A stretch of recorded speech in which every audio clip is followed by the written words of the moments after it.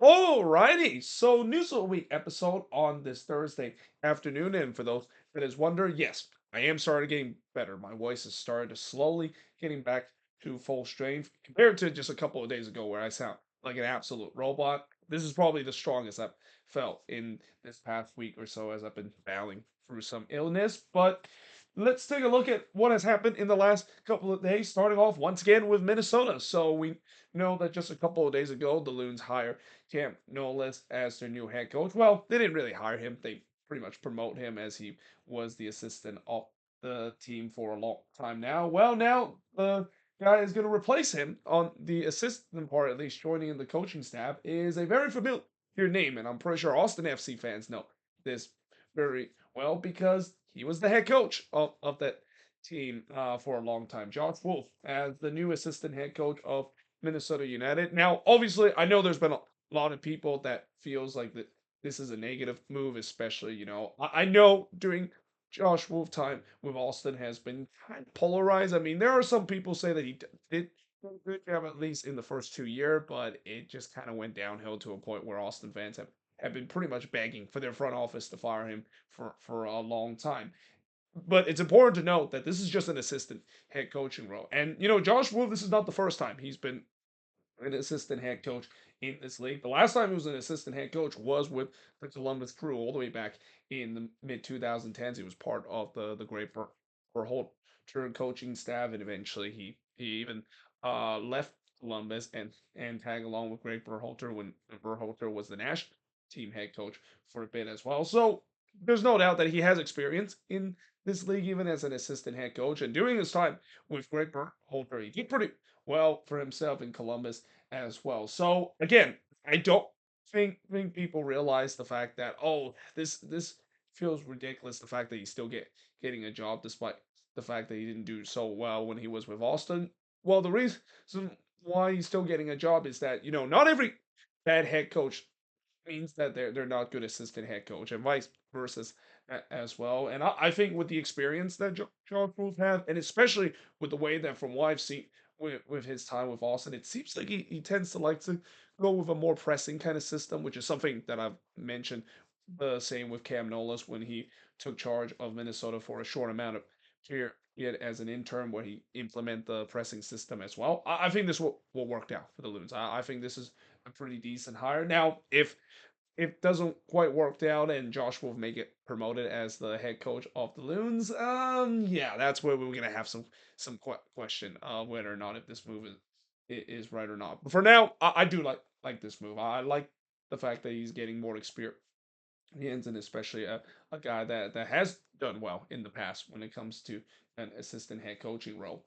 Now, moving on. So there is conflict of report that Tristan Blackman have not reported to the Vancouver Whitecaps. However, today Tom Bogert, one of the lead analysts in terms of this league, have reported that indeed Tristan Blackman has report with the Vancouver Whitecaps. In fact, the GM actual shoots are even said that he has reported to the Vancouver Whitecaps as well and undergoing those preseason medical as well. And this is despite the fact that there's a contract dispute that is going on. So obviously, we talked about before how it seems like there was a potential rumor that Blackman might be going to Inter Miami, and then Vancouver quickly shot down that rumor and said that we are not selling him, and they're still saying that they are not selling him in any possibility. They are still trying to work to extend his contract, and obviously I can understand why Vancouver doesn't want to get rid of Tristan Blackman. I mean, he's the defender of the year. And Vancouver is something that is not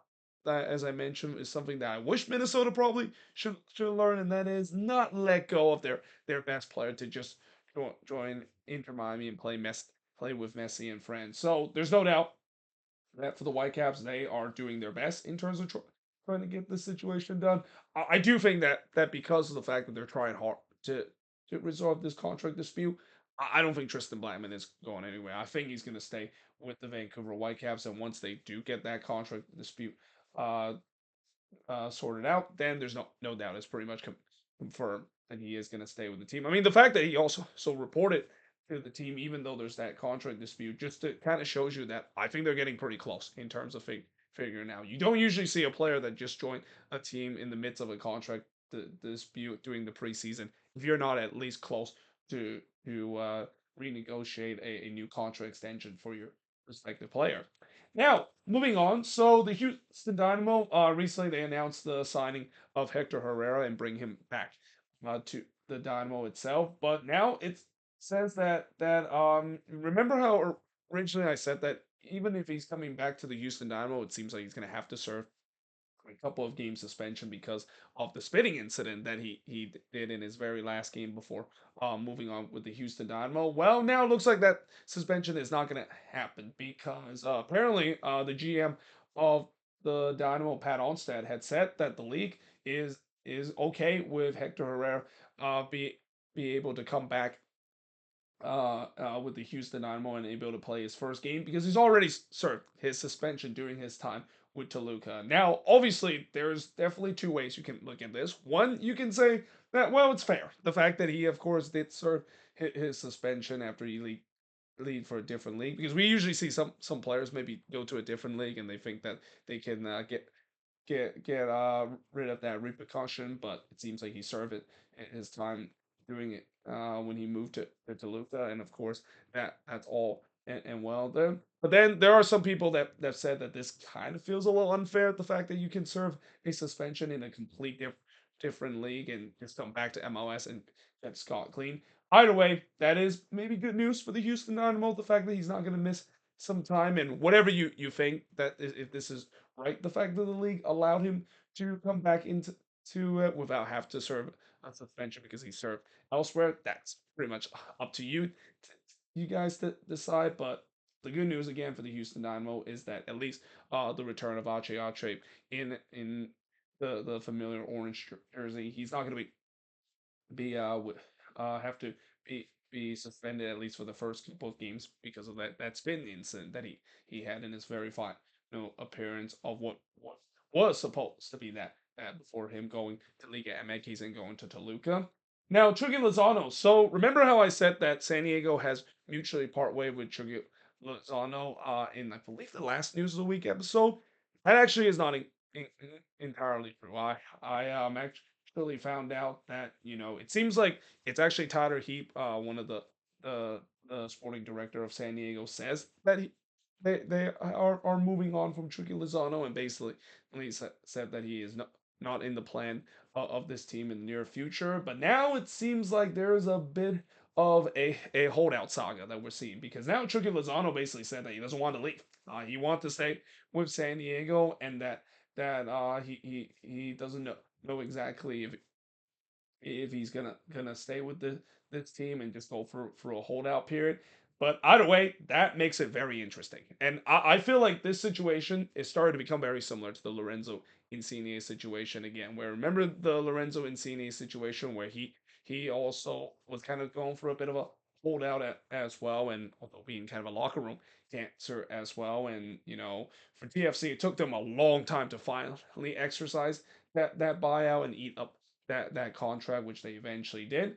I wonder if this is going to be the same case for San Diego. I mean, it's a difficult decision, you got to say, for San Diego. I know they really are trying their best to maybe look for a suitor to try to take Chucky Lozano. There's been reports down in Liga MX, a couple of teams that is looking for him. Rizzo is one of those teams that is looking to try to get Chucky Lozano off their hand. But either way, if they do exercise a buyout, I mean, yeah, they still have to eat up most of the contract. And of course, this is an unfortunate situation because now you have a player that clearly doesn't want to leave, but you already said that you don't want him to be part of this team. It's pretty much a classic example of a holdout saga, and we've seen before where that could get ugly at times, and it also kind of limits San Diego as well because now you're basically eating up all this cash to a player that is not even playing for the team, and also uh, eating up a DP spot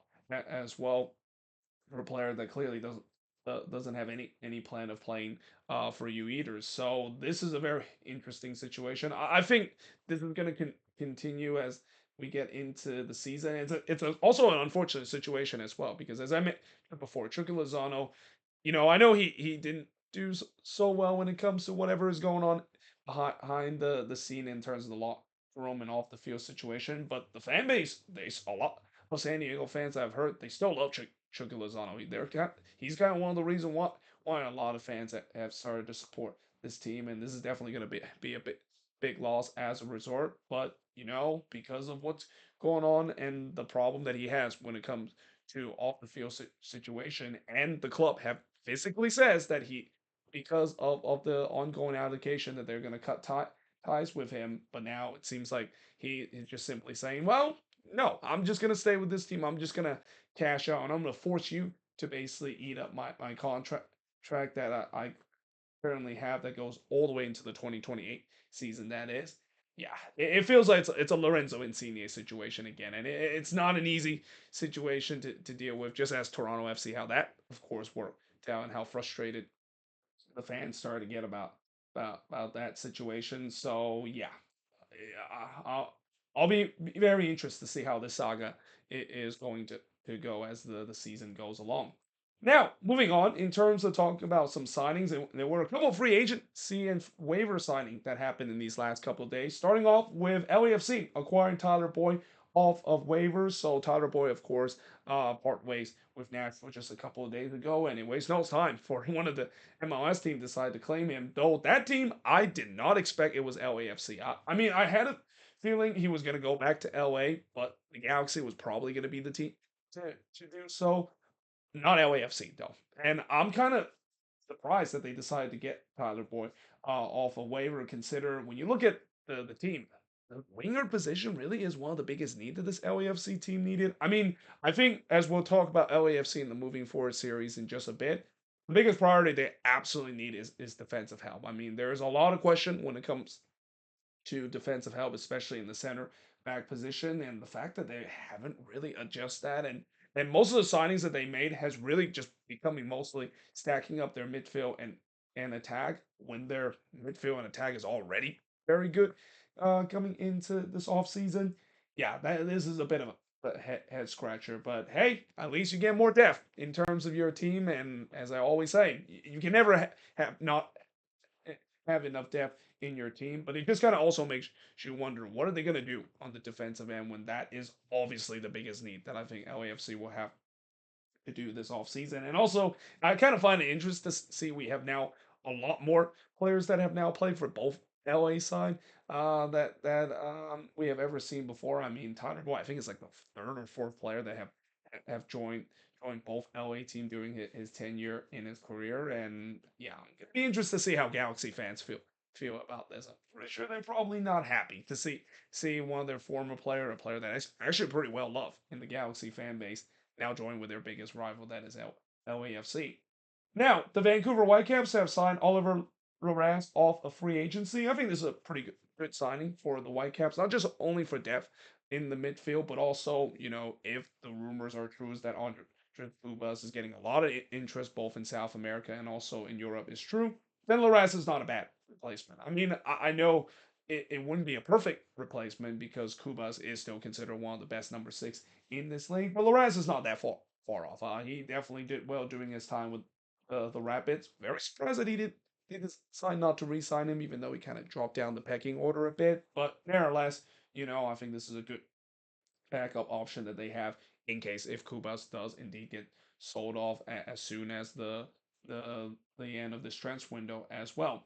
And then Charlotte FC have acquired Daniel Schlegel off a free agency as well. I think this is also a pretty good signing as well. Again, it's more of a depth signing, and especially it feels like Daniel Schlegel was not very happy with the DC United team. He have openly says that he doesn't want to be part of the team and whatever they're building. And I don't blame him because, for DC, I know DC have tried their best in terms of rebuild and made a ton of these signings. But again, it is still to be determined whether all these signings will work out for this DC team. And still all signs are maybe pointing them being the one of the bottom feeder. And obviously, when players decide to be part of a team, they rather be part of a winning team than just being a bottom feeder in a rebuilding team. Now going to Charlotte, I don't know if that maybe is an upgrade. I guess it is because at least Charlotte does make it to the playoffs every single year. Although, as I'll mention in just a bit in my moving forward series, which I think I'm going to talk about them right after this video because they're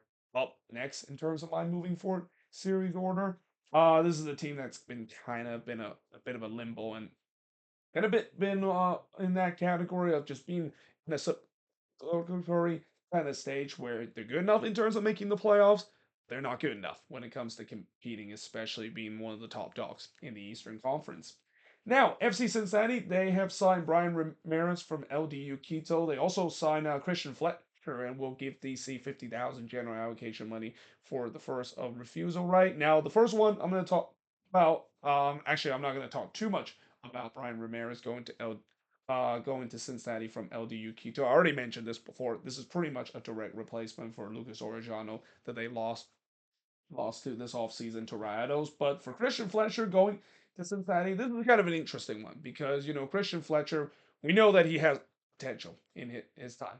And I think him going to DC might not be the right club to do so. You can kind of see he really stagnated during his time with DC. It got so bad to the point where he was actually playing for Lown United, their B team as well. So yeah, I think this is kind of an example of Cincinnati decided to get a reclamation project. We've seen this before with Chris Albright. He always tends to like to bring some reclamation project player to his team and hopefully develop them to be decent. And sometimes it, of course, worked out. Sometimes it doesn't. So we'll see whether or not if this is going to be the case. Now, Austin FC, they have signed John Gallagher to a contract extension. Not a big surprise considering, even though I know John Gallagher it hasn't really been playing a lot more games than he used to be. He's still a good locker room president and elite leader on this Austin team, and not to mention also one of the original Austin player as well. He's one of the few players here on this Austin team that have been there since day one when this team came MLS just a couple of years ago. And then, of course, San Diego have signed Anders Schreier to a new contract extension. Not a big surprise in terms of that either. I mean, you obviously got to lock up one your MVP of the team to a new contract extension as well. And the same with Columbus, of course, signing Sean Zazwatsky to a contract extension. Not a big surprise either, consider Sean Zazwatsky not only one of the more talented youngster in this league, but also a guy that is just a jack of all trades. I mean, he can do pretty much wherever you play in terms of position, even as goalkeepers. As we remember, one game that he stepped into it after they had their main goalkeeper being sent off and they didn't have a goalkeeper on the bench. He can still do a pretty good job in that position as well. Now, moving on to talk about players that's leaving MLS. So we start off with Orlando City officially transferred Luis Muriel back to Colombia and joining a club called Junior FC. And this is a huge move for Orlando City. This has been kind of in some way a magnus opus for Orlando. The fact that are they going to move on from Luis Muriel, especially with the way that his number hasn't really been very good, and his time with Orlando has been a huge disappointment compared to when they first signed him. You just kind of had a sense that they were going to move on from him and maybe open a DP spot as a resort. Well, there you go. They did exactly that, and now I'm very interested to see what Orlando is going to do. That really opened some flexibility in terms of that DP spot that they can use to improve this attack. Because I really think that again for Luis Muriel, he didn't had a bad season last year, but the problem with him is that he just been very inconsistent. He's been very hot and cold to a point where if you ask any Orlando City fans, I mean, they're kind of frustrated of how he plays because they know that he can be good, but then there's times where he just completely fell off the map, and that was really kind of the case, at least in the latter part of the second half of the season, in the midst of that second half collapse that they had as well.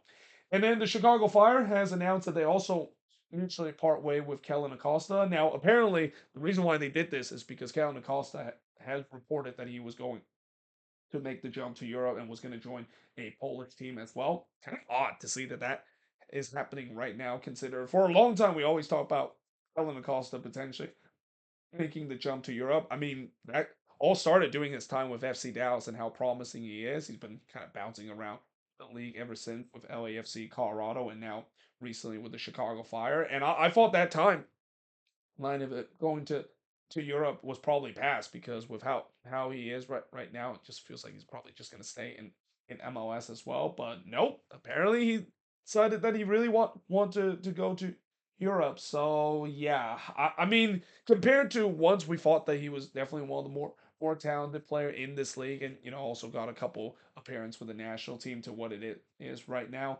yeah, it's safe to say that his career hasn't really panned out the way that he is. But I guess good on him, the fact that he still want to chase that dream of playing in Europe one day. I think that's always kind of been one of the things that he wants to do. And I'm not sure joining a Polish team was kind of what he envisioned in terms of playing for a team in Europe. But hey, at least you're playing for a team in Europe, and I guess that might be good enough to a point where I also wouldn't be surprised he might be coming back to MLS recently, because anytime when we see players that decided to go to Europe, especially in such a late stage of their career as Kellen Acosta is, I wouldn't be surprised he might be coming being back relatively soon, because they might get 1 or 2 years there and it didn't quite work out, and next thing you know, they're coming back to MLS itself.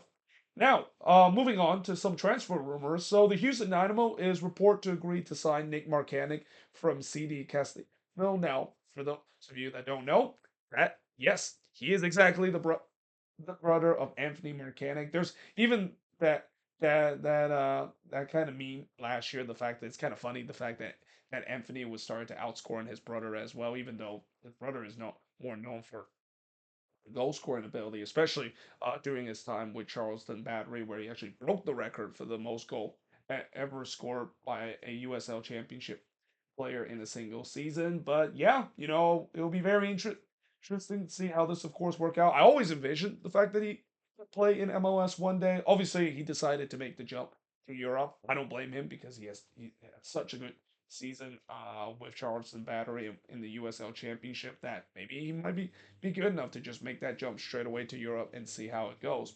Well, obviously, it didn't really quite work out for him, and now he's giving a chance to join the Houston Dynamo, and a Dynamo team that has really been very busy like lately, trying to reshuffle their attack as well. I think this might be a decent chance, and I'm very excited to see how he'll do in this league, and also the fact that when Houston does play against Minnesota, it's not just the Dylan Whopper derby anymore. It's the Marcanic derby, seeing which player will score more goals by the end of that game.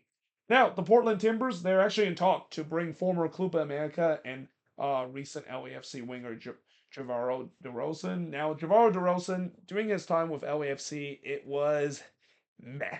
It was really kind of mediocre. I mean, it was kind of interesting that they brought him in the first place only for a loan spell. I guess they kind of brought him as a last minute signing, because during the time when MLS give all these teams that is going to be participating in the Club World Cup a permission to sign some player to booster their roster.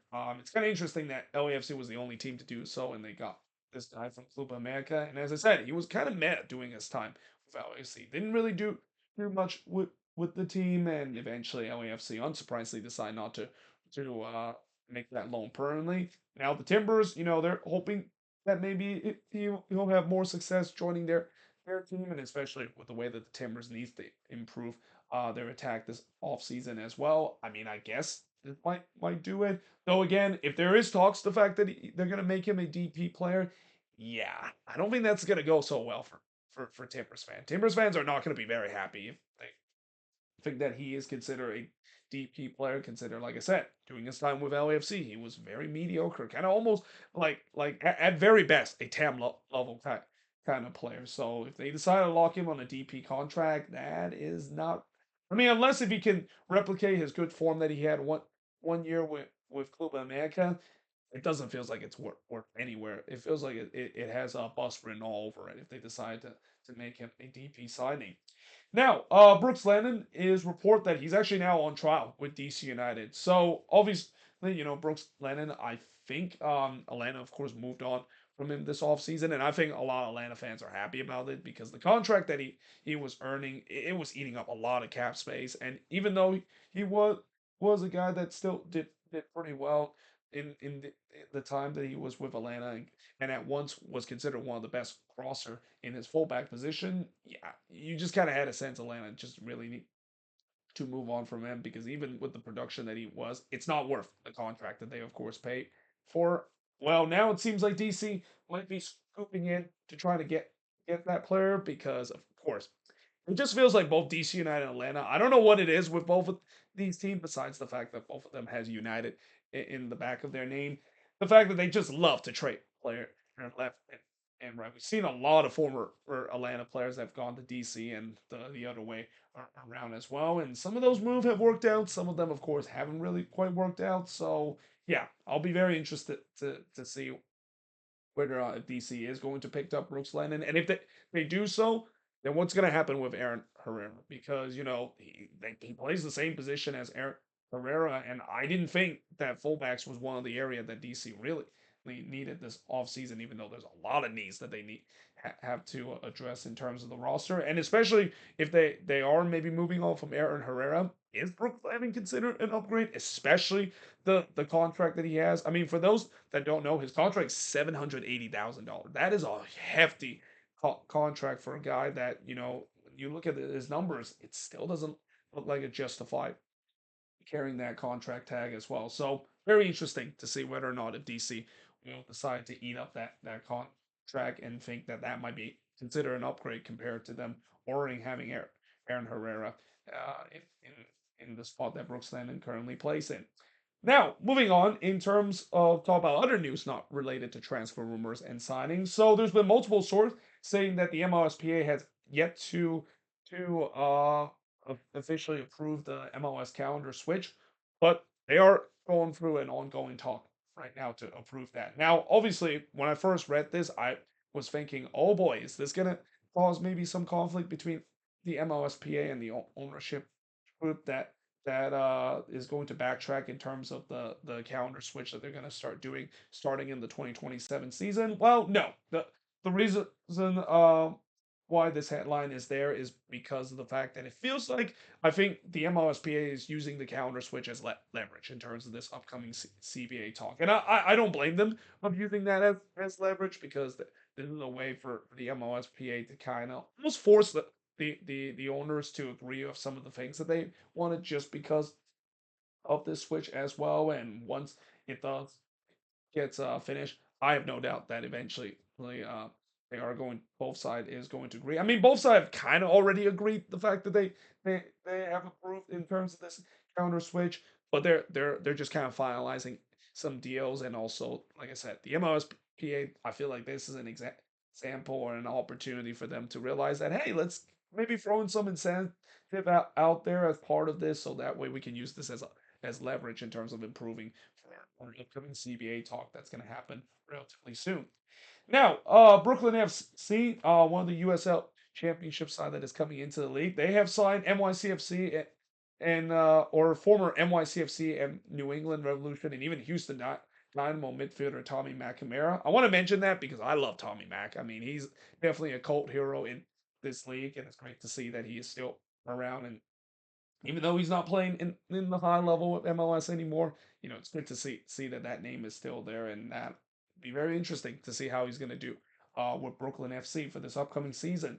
Now, the Seattle Sounders have announced that they are going to be playing one of their CONCACAF Champions Cup match in Spokane. Now, the reason why they're playing in Spokane instead of playing in Lumen Field is they're still preparing for their stadium for the World Cup coming. So yeah, that's kind of the reason why they're playing there. And not to mention the Sounders and their women's team, the Rain, has created this partnership with the Spokane team in terms of at least playing one match there as well. And I don't think this is terribly a bad idea, especially the way that this is an example of Seattle trying to expand their brand in the entire part of the state of Washington. And I'm pretty sure there's also a lot of people in Spokane. I know they have a USL League One team now, but I'm pretty sure a lot of them do support the Sounders, and that this is a great opportunity to watch their team play and don't have to drive all the way across the other side of the state to watch them as well. So great on the Sounders in terms of